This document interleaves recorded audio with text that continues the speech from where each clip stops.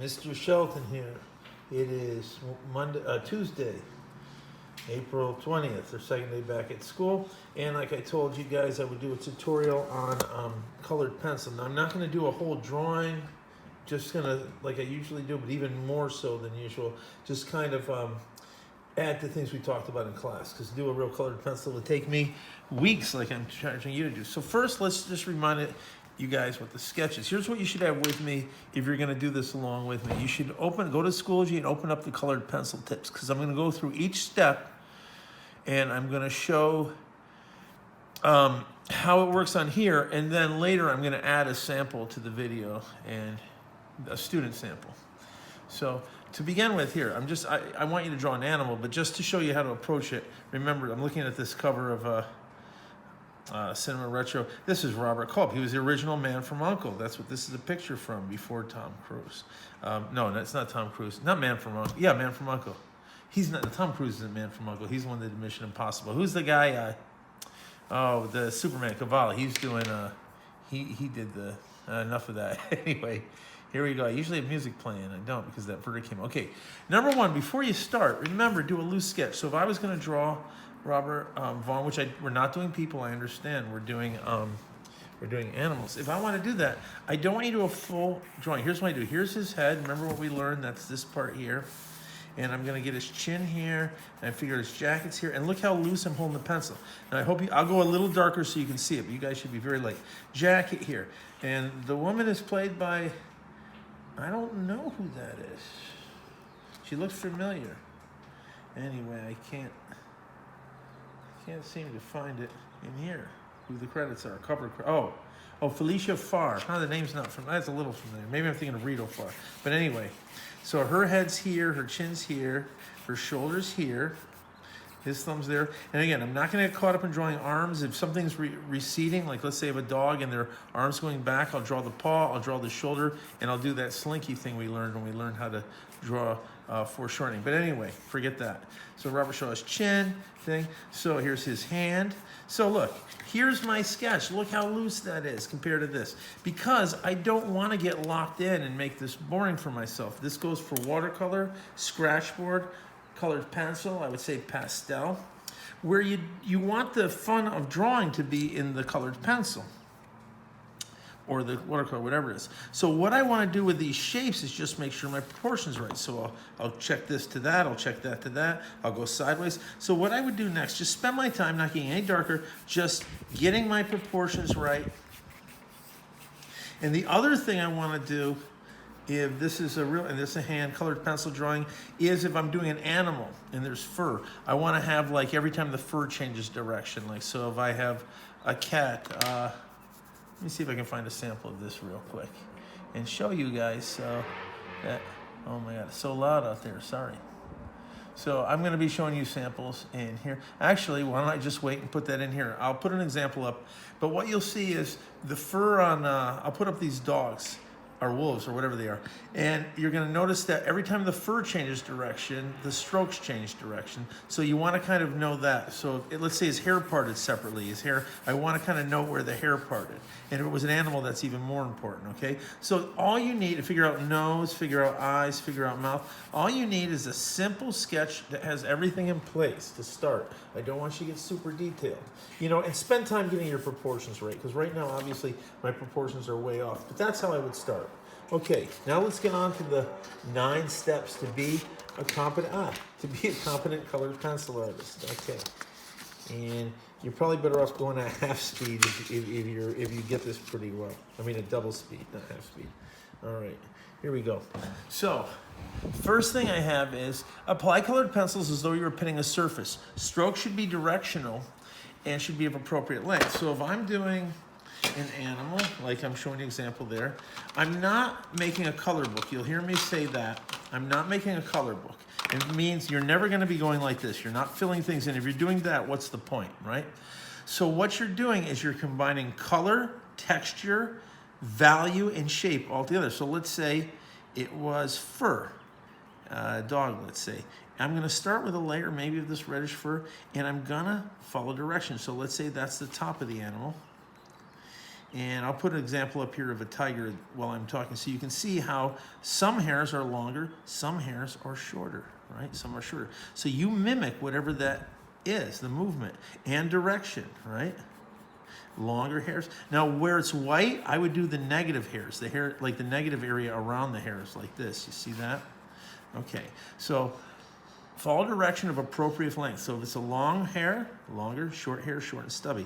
It should be almost like you're petting it. Same goes for things, and I'll change color here. Like if I'm doing scales, I should feel like I'm digging at those scales on that fish or that thing or whatever it is. But it should always follow form of the object, and you should go lighter and darker. Where it gets darker, you do more marks, lighter, less marks, okay? And if it's real light, you go around it. Everybody got that?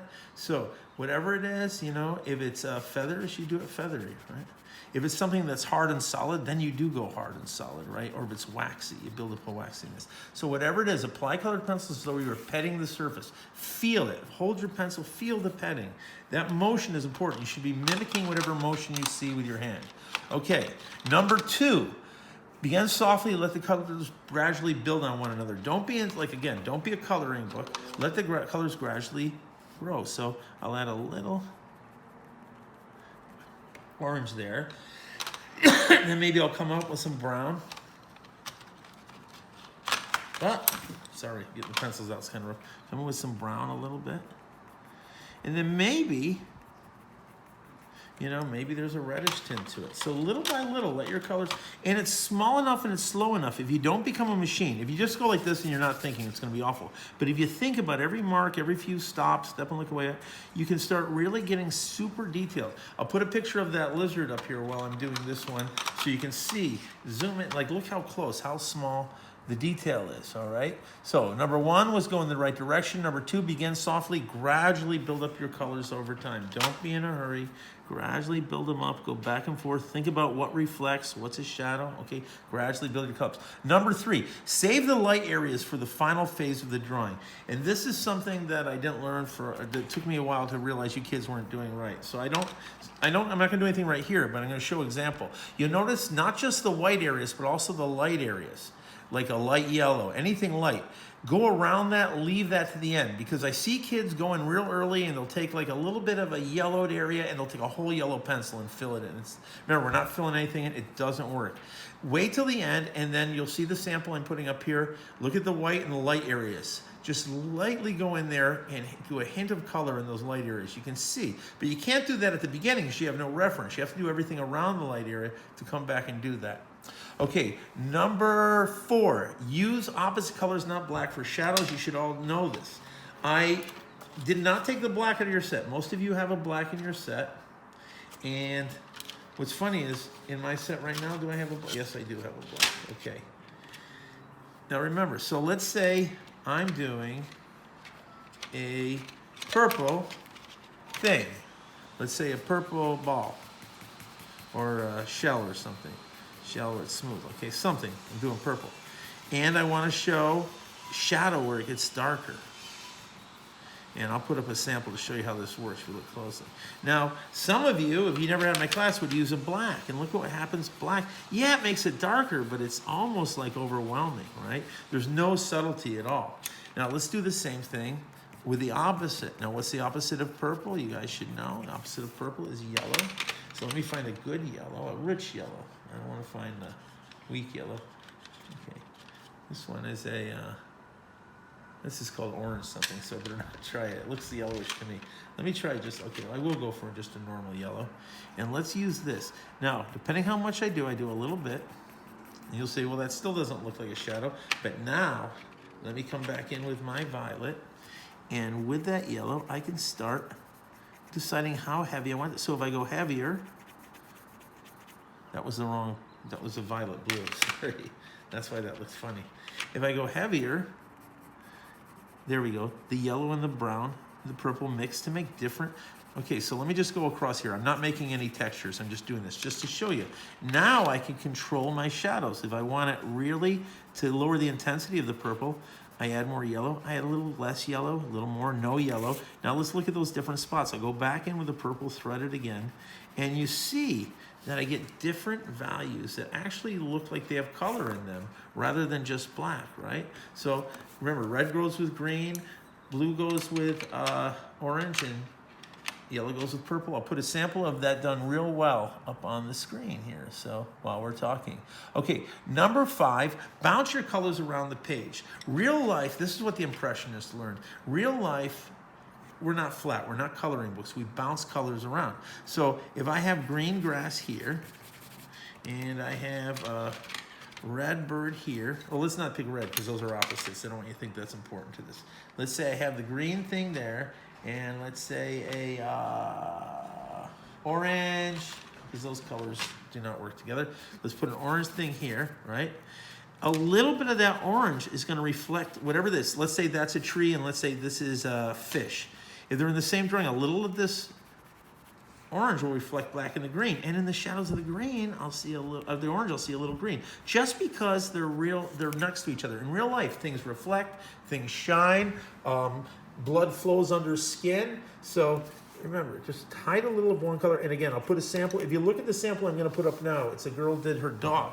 And I want you to notice how the red ribbon and the green ribbon both reflect up into the fur of the dog. And look at any of these, because life is like that. We're not flat. We're not a coloring book. And on the other hand, we're not a rainbow either. So remember, I know I've said this, don't come in with all colors going crazy. Decide, is this going to be cool colors? Is it going to be primarily warm colors? Is it going to be earth tones? And then go with that. Now, you bring in other colors, but it means your basic look is going to be warm, cool, or earth. You have to bring others or else it looks flat.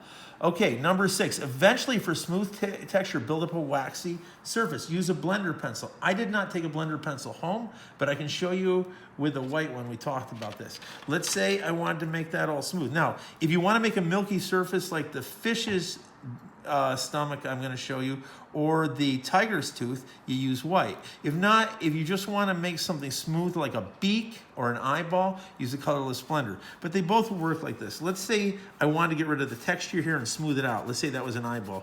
Well, I could do this, and look how that smooths it out and brings it together. It also makes it look milky. So that's what white does on top of things.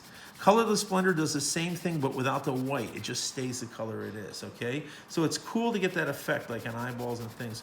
So that's with a colorless blender. You want it, and it should feel smooth and waxy. And you get that for hard things, bone, teeth, beak, and you do push hard on, and it feels waxy, and you can build up colors. Use a blender pencil as needed. And number 7 is this. Use a white colored pencil to make white surfaces. I'll put the fish's belly up.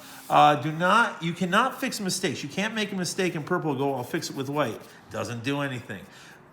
If you want white, you need to show the white paper. The only time white works to draw white is if you're using colored paper. But on this, it's good for making milky substances.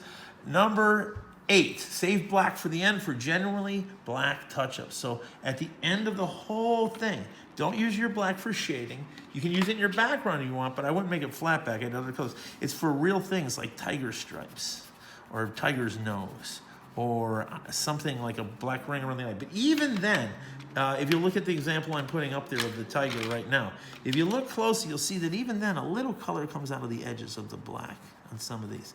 You want to hide it a little more like that. You don't have to be totally isolated in black there. You can make it kind of stretch out, a little brown, a little red.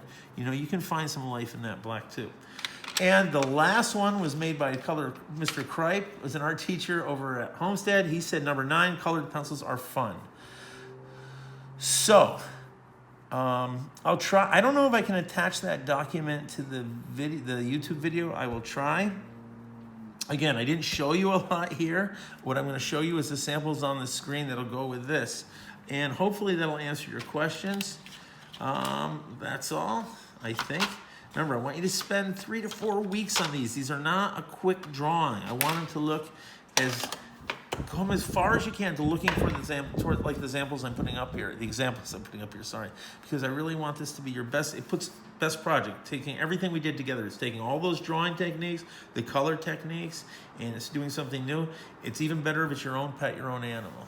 Okay, send me some notes if you have any questions, either Schoology or email. But I think this, with everything we did in class and the samples that are up on Schoology and the samples that are going to come up here while I do this, I think that'll explain enough. All right, everybody, I guess that's all. Fade to black.